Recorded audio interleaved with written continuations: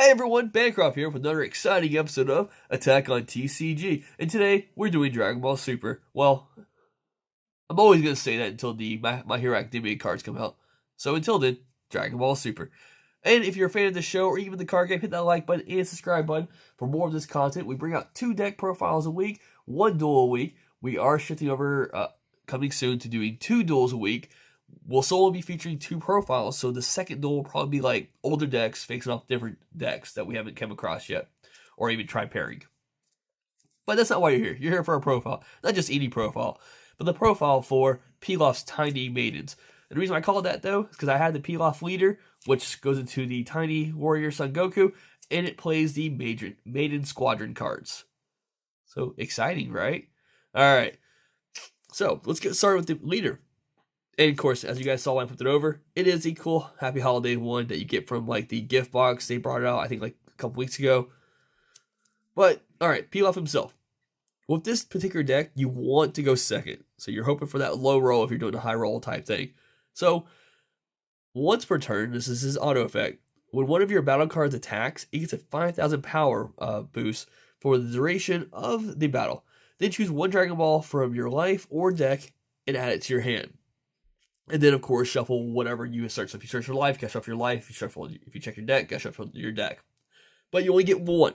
That's a trade-off here because this leader card can attack, but unfortunately, his auto only works when your battle cards attack. So you get a slower search. So you may not wake in until turn 4 with this deck, unless you get really lucky. Just saying. But once you get all 7 Dragon Balls, you get the Tiny Warrior Son Goku card. He, of course, is a 15,000 power, but he has 3 effects. The first one, and you only get to choose once per turn, but the first one is draw 1 card. The second one is choose 1 green or black desired card from your hand with energy costs less than or equal to your current energy with an active and activate its main. So pretty much just play a desired card for free. And then if you remove all 7 Dragon Balls from your drop area, and pretty much you remove them from the game, so it's not even going to the warp. When you do that, if you do this, choose up to 1 card each from your opponent's hand and battle card and place them in their opponent's drop area. And then this card specifically will get the 15,000 power boost for the duration of the turn. Then flip this card over and end your turn, at the end of your turn. So unlike normal Shenron where it gives the boost to another card, this card gets the power boost. So it makes him 30,000 right away. So you run into a tricky situation. Your opponent can then potentially negate the attack still, can potentially block it. So you gotta make sure you do it right. That's like all Shenrons. You wanna make sure you do it right, of course. So let's get into the rest of the fun deck. I do, of course, play 7 of the Dragon Balls. And originally with testing, I had the 1-star ball. But what I've come to realize, this deck is a little bit slower than I would like. So I didn't like the idea of having to pay for it when trying to worry about other things. It got caught up in my hand when I did a test run for it, and I don't think I got a chance to even play it before I lost, unfortunately. So I dropped that card out, so I have to worry about it. So we play just the regular 7 Dragon Balls. The next card, you typically want this to be your turn 1 card, if you can make it happen. I play 3 of the Zabuto Maiden Attendant. He's just a basic 5,000 power card, but when you play this card, look up to 3 cards from the top of your deck and choose up to 1 Universe 2 among them and add it to your hand. Then shuffle your deck afterwards. So, turn 1, I bring him out, get the auto. Then I swing this card using my leader's ability, makes him 10,000, and I pull a Dragon Ball. That's how this will run. Now, when I do his auto, I'm searching for 2 cards. The first one would be the teleporting Jimenez. There we go. Or Jimenez. You know, know, one of those. You all know him. He has his transmission probably. All right, so he is that race, right? Yeah. So he has a permanent which reduces energy costs of Maiden Squadrons in your hand by 2. Which is pretty nice. So it does not affect the Pacific cost. So A lot of Maidens still have specific 1 or 2 greens. I still have to pay that. But outside that, it drops across by 2, and I can place one card from my hand into the drop area, and send this card to my warp, and play it from the warp at the beginning of my next turn. So it kind of protects it. So I put this out. I will swing with them, and then I would warp them away, so my opponents can't hurt them. And then my next turn, I can still play the card from my hand at a cheaper cost. Now, I will say real quick on the Pacific costs, we did once upon a time actually make the Zeno Universe deck, which featured the Maiden Squadrons, which is great because Zeno gets rid of Pacific costs. So pretty much if you got 2 of these guys on the field, you're practically playing your entire deck for free. I think it was like a few cards you would still pay for, but outside that, I mean, it's completely free. But the second card I want to look for, though, is also Girl Warrior, Brianna de... I won't say Chaozu, but... Chateau. It's French. Yes. So, she's a 2-cost for 10,000 power. She does have barrier, but her auto, though, is when you play this card, look up to the 7 cards from the top of your deck and choose 1 Maiden Squadron among them and add it to your hand. Then shuffle your deck. You know where I'm going with this. The card you want to go for her is actually the card you evolve into. And I play 3 of those, which is the Maiden Squadron leader, wow, I can't talk at all today. Ribrianne. Wow, it's so hard for me. It's okay, I got you, fam. But to evolve this card from the other card takes 2 green and 1 colorless, so 1 energy. If I had my teleporting guy out, she would still be a 3-cost regardless. You're like, why wouldn't I just play her and still have the other card to combo with later? Well, if you evolve, you can KO one of your opponent's battle cards, which is pretty cool. So as long as they don't have barrier, just drop this card down, and you can ruin people's, you can ruin swap by doing that. You can ruin other evolved cards by doing that. So it's pretty nice to get rid of things on the field that you don't want your opponent to have. But if they don't have any battle cards, yeah, play this card from your hand and just have another card to combo with later, or potentially evolve later. But she also has barrier.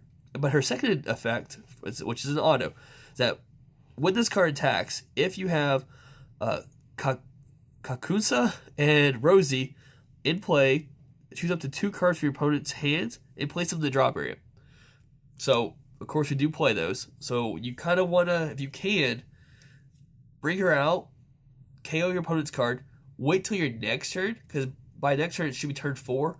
You should be able to drop both the other 2 Maidens if you have them in your hand. And those being, like I said, Kakusan, and I do apologize if I'm mispronouncing these, but this one does have critical, and she gets 20,000.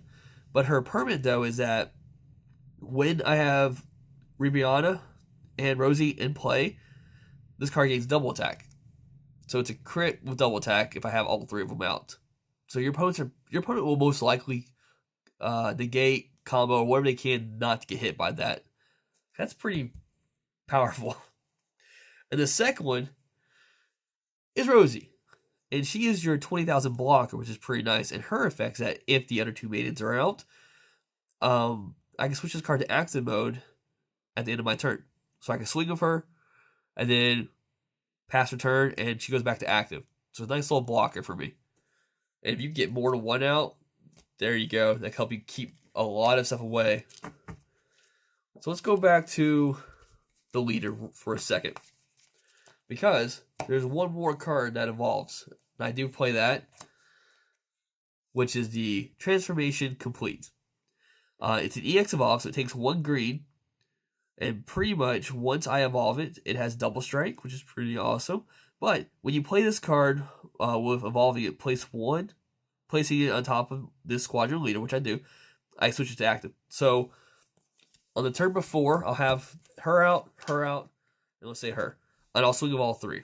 And then after I swing of all 3, I will EX evolve that one. It goes back into active so I can attack again.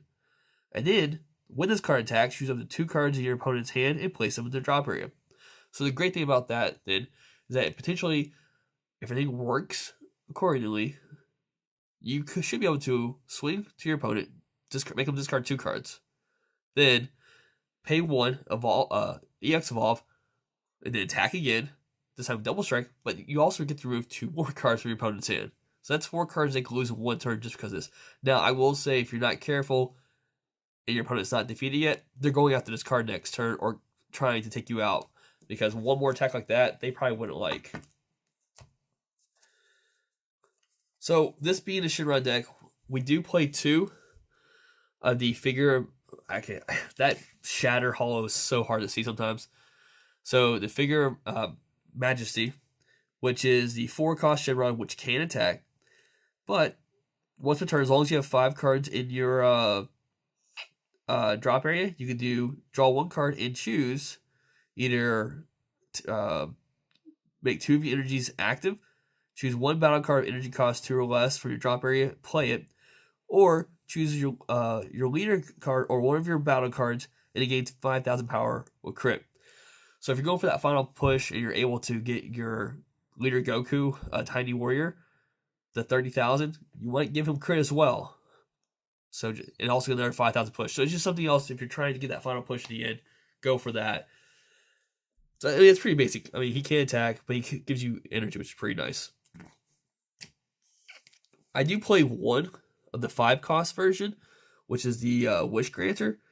Now, this one also can attack, but he does have a Sparking 7. So as long as you have the Sparking 7, as soon as you play him, so he's not a once per turn thing. As soon as you play him, draw 2 cards, then choose 1. Either choose up to 4 of your energies and switch them to active mode. Choose 1 battle card of energy cost 3 or less from your drop area and play it. Or choose 1 of your leader cards, and it gains 15,000 power or triple strike for the duration of the turn. This is a great turn 5 move. Because what you want to do is, what I like to do is, obviously wouldn't want to do World Peace because then you'll use your leader's ability. But if you could drop this card in turn 5, and then if you fully have all your other stuff, you give all that stuff to your leader. You give this Shinron figure Majesty, give it 5,000 crit, give it triple strike, and give your leader the 15,000 boost. So that's 35,000. Sorry, that's another 15,000. Wow, that's a 50,000 leader with triple attack, crit, going at your opponent's life. It's a great turn 5 if you're still alive, or if you haven't already killed your opponent. Now, as I mentioned earlier, getting the Dragon Balls is a very slow procedure in this deck, unfortunately. So that's why we play 4 of the Dragon Radars. What this allows you to do is look at the top 7 cards of your deck, choose to a total of 2 Dragon Balls or Desire cards and add them to your hand, or you can choose up to 2 Dragon Balls or Desire cards from your drop area and add them to your hand. So, early game, what you want to do with this card is take 2 Dragon Balls back out of your drop zone and just replay them to get more draws. Hopefully trying to pull more Dragon Balls to play as well. Late game, if you already got all the Dragon Balls in your thing, use this to pull back Child's Wish or World Peace, which comes in handy. Now, to protect your cards, or even your own life, I do play 4 of the Shocking Death Balls, which is a nice little negate, because what it also allows you to do is that you can choose one of your opponent's battle cards of energy cost 2 or less and KO it. So you negate the attack and hopefully potentially get rid of some cards your opponent would like to keep. You can also use that by taking out a life. So like if someone's attacking you with crit, I wouldn't mind paying a life just to play this card. I keep my energy going on for something else I may need. We do play 4 super combos, which I feel like everyone should play. And our particular one is the Defensive Saiyan Super Saiyan Vegeta, which is a Sparking 5. So as long as I have 5 cards in my drop zone, I can draw a card when I combo with this card. Which is great because I'm playing Shinron, so you know there's going to be 5 cards in my drop zone. Hopefully by turn 3.